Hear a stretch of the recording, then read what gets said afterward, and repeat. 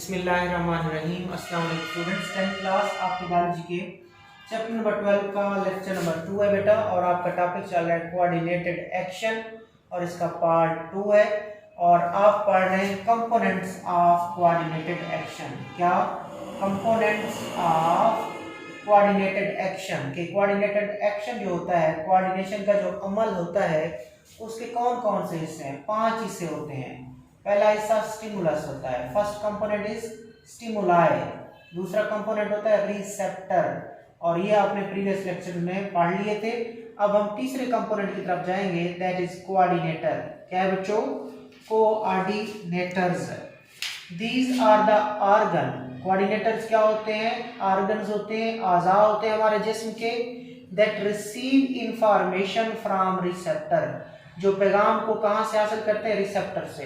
हमारे जिस्म के वो ऑर्गन जो इंफॉर्मेशन को रिसीव करें, कहाँ से? रिसेप्टर से रिसीव करें, and send messages to the particular organ, और फिर पैगाम को भेज दे खास किस्म के ऑर्गन की तरफ फॉर प्रॉपर एक्शन, खास किस्म के एक्शन के लिए।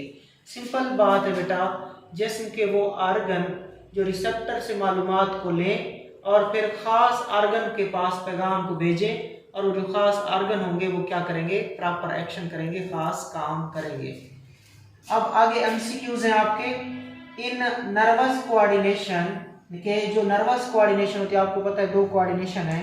एक नर्वस कोऑर्डिनेशन होती है, उसमें एक ब्रेन कोऑर्डिनेटर है और दूसरा स्पाइनल कॉर्ड भी क्या है? कोऑर्डिनेटर है। एमसीक्यूज आएगा कि नर्वस कोऑर्डिनेशन में कौन से कोऑर्डिनेटर्स होते हैं? एक ब्रेन कोऑर्डिनेटर है और एक स्पाइनल कॉर्ड कोऑर्डिनेटर है। क्या करते हैं ये? They receive information and send messages through neuron in the form of nerve impulse. तो ये ब्रेन और स्पाइनल कॉर्ड नर्वस कोऑर्डिनेशन के कोऑर्डिनेटर हैं। क्या करते हैं?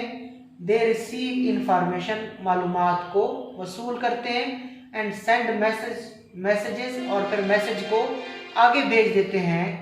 किसके जरिए? न्यूरॉन के जरिए। और मैसेज आगे किस शक्ल में जाता है बच्चों? नर्व इंपल्स की शक्ल में जाता है। नर्व इंपल्स, आपने इसको पैगाम समझना है बच्चों, इसको आपने मैसेज समझना है। बेसिकली ये जो नर्व इंपल्स है, ये इलेक्ट्रोकेमिकल चेंज होती है, बरकी ओ कीमियाई तब्दीली जो होती है, बरकी ओ कीमियाई तब्दीली की लहर होती है जो न्यूरॉन की पूरी लंबाई में चलती है। इस इलेक्ट्रोकेमिकल, इस वेव ऑफ इलेक्ट्रोकेमिकल चेंज को हम क्या बोलते हैं? नर्व इंपल्स कहते हैं। On the other hand, in chemical coordination, अब दूसरी जो कोऑर्डिनेशन होती है वो कौन सी कोऑर्डिनेशन होती है? केमिकल। पहली कोऑर्डिनेशन नर्वस कोऑर्डिनेशन।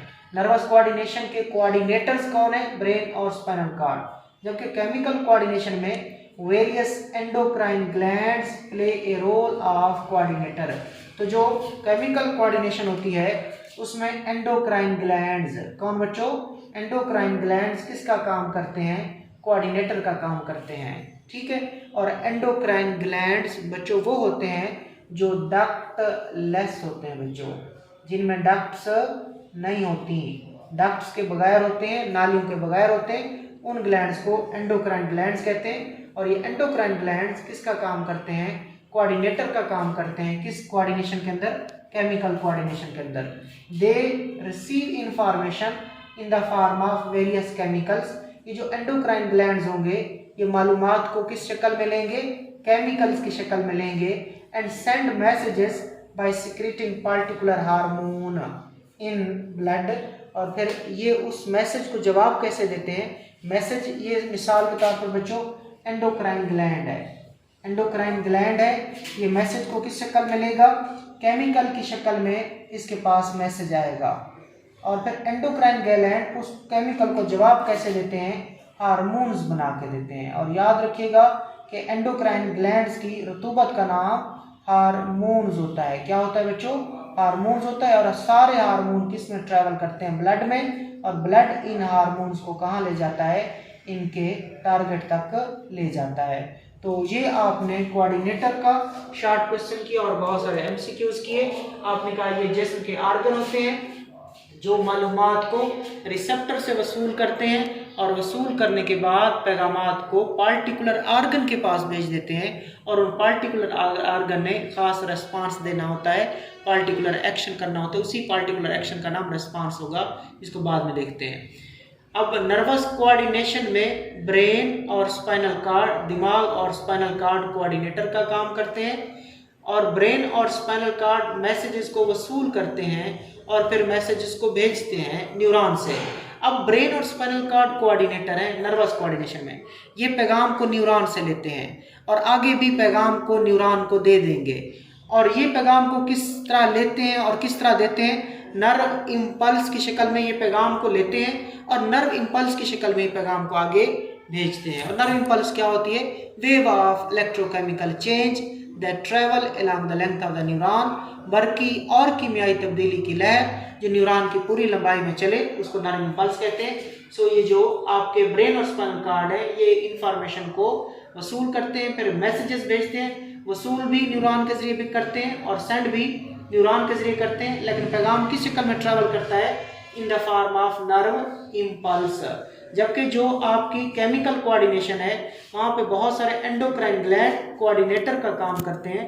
ये मैसेजेस को किस शक्ल में लेते हैं? एंडोक्राइन ग्लैंड जो होते हैं कोऑर्डिनेटर हैं केमिकल कोऑर्डिनेशन में, ये पैगाम को केमिकल की शक्ल में लेंगे और फिर आगे पैगाम इनसे क्या निकलेगा? हार्मोन जाएगा ब्लड में। सो ये पैगाम को आगे हार्मोन की शक्ल में भेजते हैं। केमिकल की शक्ल में पैगाम को लिया और फिर इनका अपना रेस्पॉन्स क्या होता है? हार्मोन बनाना। हार्मोन ब्लड में जाएगा और फिर ब्लड उन हार्मोन को टारगेट तक ले जाएगा। आगे चलते हैं बच्चों, important short question that is effector. MCQs भी बन सकता है और शॉर्ट क्वेश्चन भी बन सकता है इफेक्टर्स का। तो these are the parts of the body which receive messages from coordinator. के पार्ट्स ऑफ बॉडी, जिस्म के हिस्से, पार्ट्स ऑफ बॉडी जिस्म के हिस्से जो क्या करें? रिसीव करें किसको? मैसेजेस को। कहाँ से? कोऑर्डिनेटर से। सो जिस्म के वो हिस्से जो पैगामात को, मैसेजेस को कोऑर्डिनेटर से हासिल करें एंड प्रोड्यूस पार्टिकुलर रेस्पॉन्स, और वसूल करने के बाद ये जिस्म के हिस्से खास किस्म का रेस्पॉन्स पैदा करें, ऐसे हिस्सों को इफेक्टर्स कहते हैं। अच्छी तरह देख लें, जिस्म के वो हिस्से जो पैगामात को कोऑर्डिनेटर से वसूल करें और ख़ास किस्म का रेस्पॉन्स पैदा करें जिस्म के, ऐसे हिस्सों को इफेक्टर्स कहते हैं।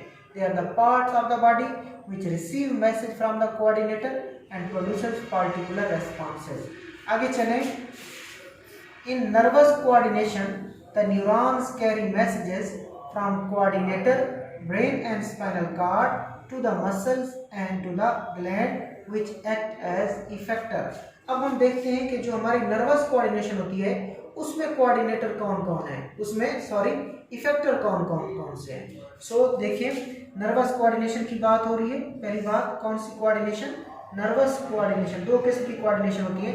नर्वस कोऑर्डिनेशन में कौन से इफेक्टर होते हैं और फिर देखेंगे केमिकल कोऑर्डिनेशन में कौन से इफेक्टर होते हैं। सो नर्वस कोऑर्डिनेशन में न्यूरॉन्स जो होते हैं कैरी मैसेजेस फ्रॉम कोऑर्डिनेटर, पैगाम को कहाँ से लेते हैं? वो कोऑर्डिनेटर से लेते हैं। और आपको पता है नर्वस कोऑर्डिनेशन में कोऑर्डिनेटर ब्रेन और स्पाइनल कार्ड होते हैं और फिर पैगाम पहुँचता है मसल्स में और पैगाम पहुँचता है ग्लैंड्स में। और ये मसल और ग्लैंड क्या कहलाते हैं? इफेक्टर्स कहलाते हैं। मसल अपना रेस्पॉन्स कंट्रैक्शन के जरिए देते हैं, सुकड़ कर देते हैं, और ग्लैंड अपना रेस्पॉन्स सिक्रीशन के जरिए देते हैं। सही है बच्चों? तो जिसम के वो हिस्से होते हैं जो पैगाम को कोऑर्डिनेटर से लें और खास किसका रेस्पॉन्स पैदा करें, इफेक्टर कहलाते हैं। नर्वस कोऑर्डिनेशन में मसल और जो ग्लैंड होते हैं वो इफेक्टर हैं। क्यों? क्योंकि कोऑर्डिनेटर यानी कि ब्रेन और स्पाइनल कार्ड से ये पैगाम को वसूल करते हैं और एक्शन करते हैं। मसल का एक्शन कंट्रैक्शन है, जबकि ग्लैंड का एक्शन बच्चों क्या होता है? सिक्रीशन होता है। आगे चले, in chemical coordination particular hormone carry messages from the coordinator endocrine gland to the particular target tissue which act as effector. के केमिकल कोऑर्डिनेशन में खास किस्म के हार्मोन कोऑर्डिनेटर यानी कि एंडोक्राइन ग्लैंड से पैगाम को कहाँ लेके जाते हैं? खास किस्म के टारगेट टिश्यूज तक ले जाते हैं। कहाँ पे ले जाते हैं? टारगेट टिश्यूज में ले जाते हैं, जो क्या पैदा करते हैं? रेस्पॉन्स पैदा करते हैं। इन टारगेट टिश्यूज को हम इफेक्टर्स कहते हैं।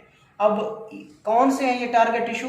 For some hormone nephron act as effector. तो टारगेट टिश्यू कुछ हार्मोन का क्या होती है, नेफ्रॉन, जो कि किडनी का स्ट्रक्चरल और फंक्शनल यूनिट है। गुर्दे की साख्त की और फेल की बुनियादी इकाई को नेफ्रॉन कहते हैं। The functional unit of the kidney is called nephron.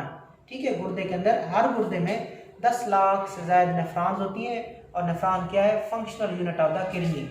Similarly bones and liver act as effector for many other hormone.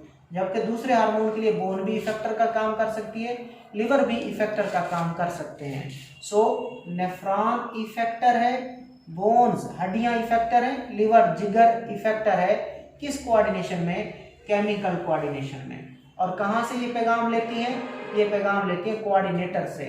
और यहाँ पे कोऑर्डिनेटर कौन होते हैं बच्चों, एंडोक्राइन ग्लैंड्स होते हैं। तो क्लियर किया कि केमिकल कोऑर्डिनेशन में जो हार्मोन्स होते हैं वो पैगाम को कोऑर्डिनेटर से, और केमिकल कोऑर्डिनेशन में कोऑर्डिनेटर कौन होते हैं, एंडोक्राइन ग्लैंड्स होते हैं। सो एंडोक्राइन ग्लैंड से हार्मोन पैगाम को लेके कहाँ पहुंचेगा, खास किस्म के टिश्यूज में पहुंचेगा, और वो टिश्यू जो होंगे वो इफेक्टर कहलाएंगे। कुछ हार्मोन के लिए नेफ्रॉन इफेक्टर्स होती हैं, कुछ हार्मोन के लिए बोन इफेक्टर्स होती हैं, और कुछ के लिए लिवर इफेक्टर्स होते हैं। आगे चलते हैं बच्चों, रेस्पॉन्स की बात करते हैं। On receiving messages from the coordinator effector perform action. के कोऑर्डिनेटर से पैगाम वसूल करने के बाद जो इफेक्टर्स होते हैं वो क्या करते हैं, perform an action, that action is called response. उसी एक्शन का नाम रेस्पॉन्स होता है।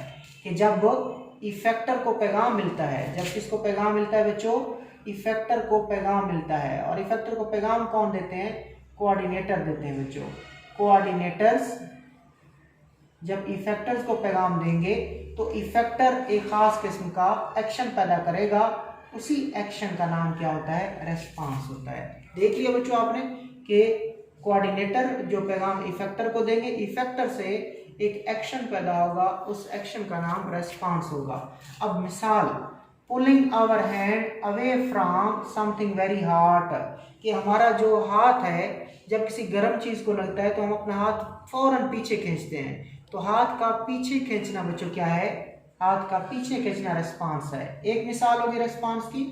And movement of the flower of the sunflower toward the light are the responses. जबकि दूसरी मिसाल क्या है, जो कल मैंने आपको बताई थी पिछले लेक्चर में, मैंने कहा था जो सूरजमुखी का फूल है वो सूरज की रोशनी की डायरेक्शन में अपनी समत को चेंज कर रहा है। तो movement of the flower of the sunflower, के सनफ्लावर के जो फूल की हरकत है टुवर्ड द लाइट, सूरज की रोशनी की तरफ, they are also called responses. Usually nervous coordination produces slow but long living responses. तो पहले तो आपने डेफिनेशन करनी है कि कोऑर्डिनेटर से जब पैगाम मिलता है इफेक्टर को, इफेक्टर क्या पैदा करते हैं बच्चों, इफेक्टर एक्शन पैदा करते हैं, उस एक्शन का नाम रेस्पॉन्स होता है। ठीक है। और उसके बाद मिसालें दो हैं कि जब हमारा हाथ किसी गर्म चीज़ को लग जाए तो हम अपना हाथ फौरन पीछे खींचते हैं, तो ये भी एक रेस्पॉन्स है। और दूसरा जो सूरजमुखी का फूल होता है उसकी जो समत है वो सूरज की समत के साथ चेंज हो जाती है, तो उसका समत को चेंज करना, डायरेक्शन को चेंज करना, उसका हरकत करना, वो क्या कहलाता है, वो भी रेस्पॉन्स कहलाता है। अब एक केमिकल कोऑर्डिनेशन है उसका रेस्पॉन्स कैसा होगा और नर्वस कोऑर्डिनेशन का रेस्पॉन्स कैसा होगा। यहाँ पे सिर्फ नर्वस कोऑर्डिनेशन का रेस्पॉन्स बताया गया है कि नर्वस कोऑर्डिनेशन में जो रेस्पॉन्स होता है बड़ा स्लो होता है। नर्वस कोऑर्डिनेशन में रेस्पॉन्स आहिस्ता आहिस्ता पैदा होता है, लेकिन जब पैदा हो जाए बच्चों तो लॉन्ग लास्टिंग होता है, देर पा होता है, देर तक रहेगा। होता क्या है, आहिस्ता आहिस्ता। ठीक हो गया। सो नर्वस कोऑर्डिनेशन का जो रेस्पॉन्स होता है, यहाँ पे नर्वस कोऑर्डिनेशन ही बताई गई है कि नर्वस कोऑर्डिनेशन का पैदा करता जो रेस्पॉन्स होता है बड़ा स्लो होता है, आहिस्ता होता है, लेकिन जब पैदा हो जाए तो लॉन्ग लिविंग रेस्पॉन्सेज होते हैं, तो उसका असर बच्चों देर तक रहता है। अब मैं आपको यहाँ पे उलट करके बता देता हूँ जो केमिकल कोऑर्डिनेशन है। कौन सी कोऑर्डिनेशन बच्चों, जो केमिकल कोऑर्डिनेशन है उसका जो रेस्पॉन्स होता है वो इमीडिएट होता है। क्या होता है बच्चों, इमीडिएट उसका रेस्पॉन्स होता है, इनकी फौरी रेस्पॉन्स होता है, लेकिन उसका जो असर होगा वो लॉन्ग लास्टिंग नहीं होगा, तो वो क्या होगा, शॉर्ट लिविंग होगा, शॉर्ट लिविंग या नो लॉन्ग लास्टिंग या शॉर्ट लिविंग।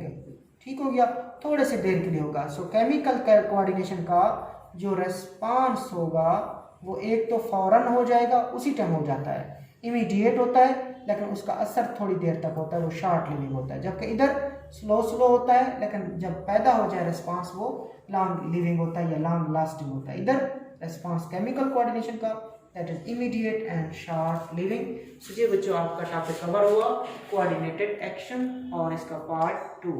अल्लाह हाफिज़।